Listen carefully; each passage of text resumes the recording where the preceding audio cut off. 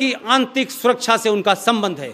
इसलिए कहना चाहता हूं मैं, महबूबा मुफ्ती ने जो आज बयान दिया है वो ऐसे ही नहीं दिया है।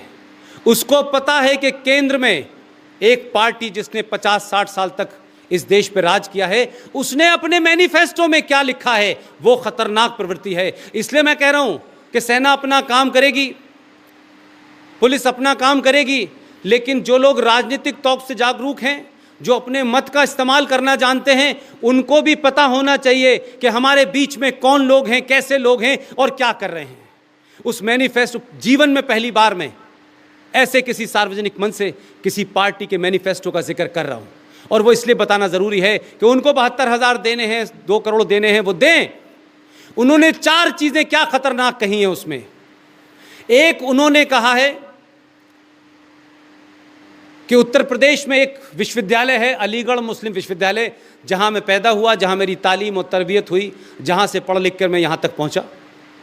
उन्होंने कहा है कि अलीगढ़ मुस्लिम यूनिवर्सिटी, जो कि भारत के पार्लियामेंट के एक्ट के माध्यम से बनी हुई है, जिसको दुनिया की कोई ताकत, सुप्रीम कोर्ट ने भी स्ट्राइक डाउन कर दिया कि ये माइनॉरिटी कैरेक्टर इसको नहीं मिल सकता, ये मुसलमानों के लिए एक्सक्लूसिव नहीं हो सकती, इसका नाम मुस्लिम है। वो एक अलग बात है, जैसे बनारस में बनारस हिंदू यूनिवर्सिटी है, लेकिन उस हिंदू का मतलब ये नहीं कि वहां कोई मुसलमान नहीं पढ़ सकता।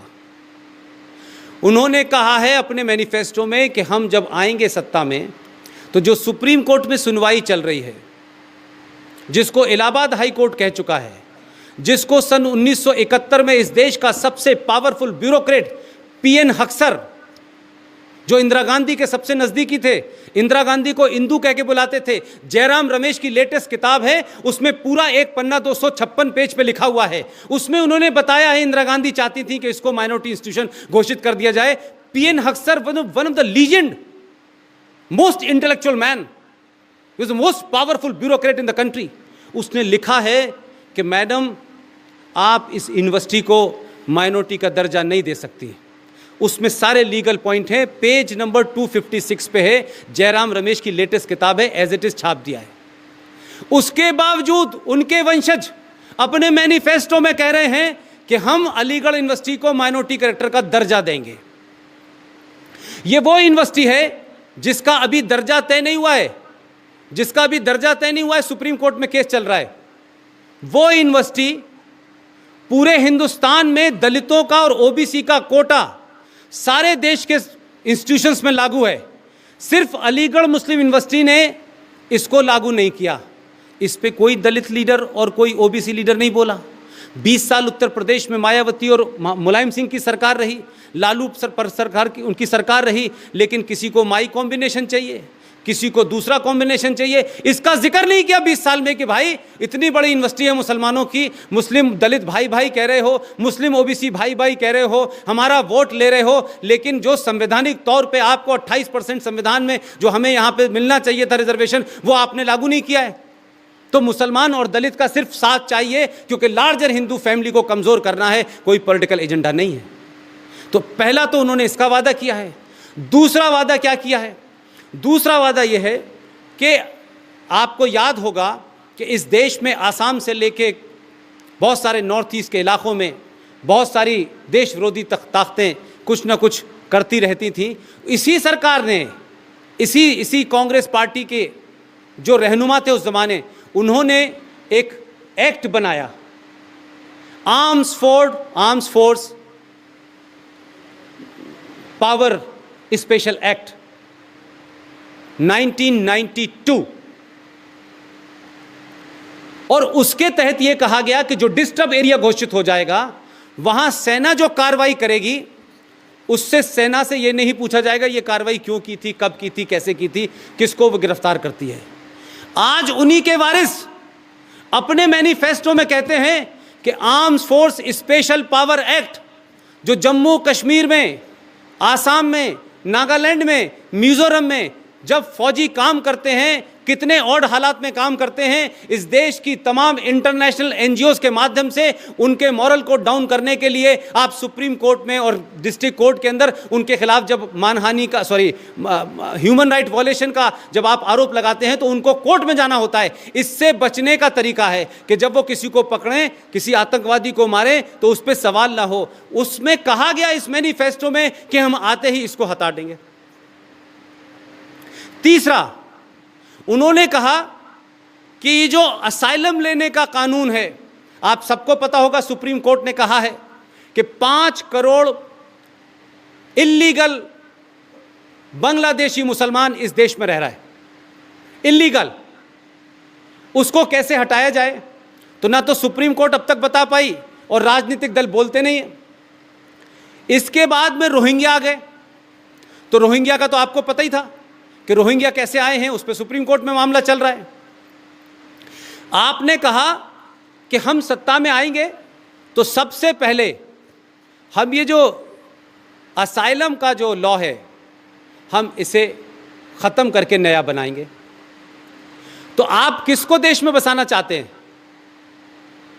रोहिंग्या को बसाना चाहते हैं, उनको लीगली बसाना चाहते हैं, ये भी ठीक है।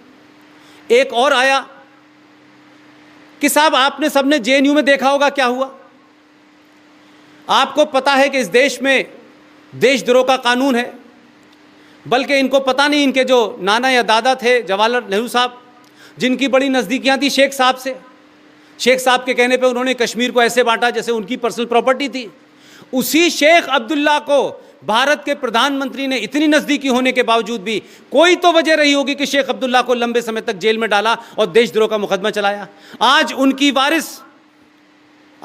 वारिस अपने मैनिफेस्टो में लिखते हैं कि ये जो देशद्रोह का मामला है, इस कानून को हम ख़त्म करेंगे।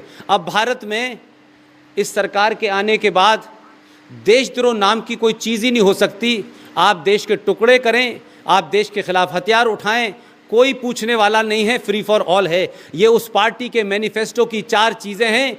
ये इसलिए बता रहा हूं कि ये चारों चीज़ें भारत की आंतरिक चुनौतियों के लिए चैलेंज हैं। अगर राजनीतिक दल किसी आतंकवादी संगठन की तरह बिहेव करेंगे, किसी आतंकवादी संगठन के पॉलिटिकल आउटफिट की तरह काम करेंगे कि हम यहां बैठ करके वही काम करेंगे जो आतंकवादी करना चाहते हैं। आसफा को कौन हटाना चाहता है? पूरे पाकिस्तान चाहता है कि कश्मीर से फौज हट जाए।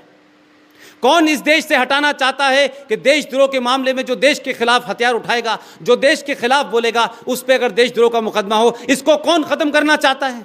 कौन चाहता है कि रोहिंग्या जो यहाँ आए हुए हैं, जो इलीगल 5 करोड़ इस देश में मुसलमान बांग्लादेशी रह रहे हैं, उनको कौन बसाना चाहता है? ये किस देश के एजेंडा है? उस देश के एजेंडे को इस देश की पार्टी पूरा करने जा रही है, ये उसने अपने सामने रखा है। तो मैं कह रहा हूं कि सिर्फ आतंकवादियों से खतरा नहीं है, सिर्फ कश्मीर में खतरा नहीं है, आपकी देश की सरकारों, पार्टियों के बीच में ऐसे लोग बैठे हुए हैं कि जो जम्मू कश्मीर में 2007 में कहते हैं कि शरिया लागू होगा। कांग्रेस पार्टी का एक बड़ा लीडर, राज्यसभा का एमपी, राज्यसभा का लीडर ऑफ अपोजिशन, वो वहां पर 2007 में शरिया लागू करता है जम्मू कश्मीर के अंदर, लेकिन जम्मू से चल के जब दिल्ली आता है तो कहता है हमें गंगा जमुना तहजीब बहुत ज़रूरी है, सेकुलरिज्म इस देश का टूटने वाला है। अजीब कमाल के लोग हैं भाई। जम्मू कश्मीर में तो निज़ाम मुस्तफ़ा चाहिए और दिल्ली में आपको निज़ाम मोदी चाहिए।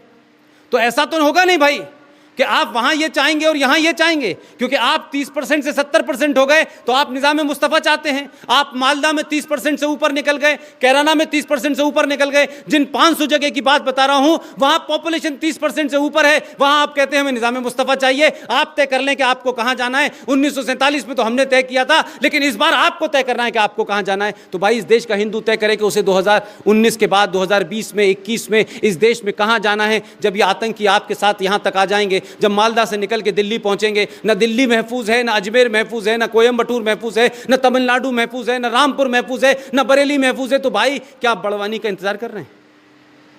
क्या किसी घटना का इंतजार कर रहे हैं? आप कुछ नहीं कर सकते। प्रोटेस्ट करिए, डिस्कशन कीजिए।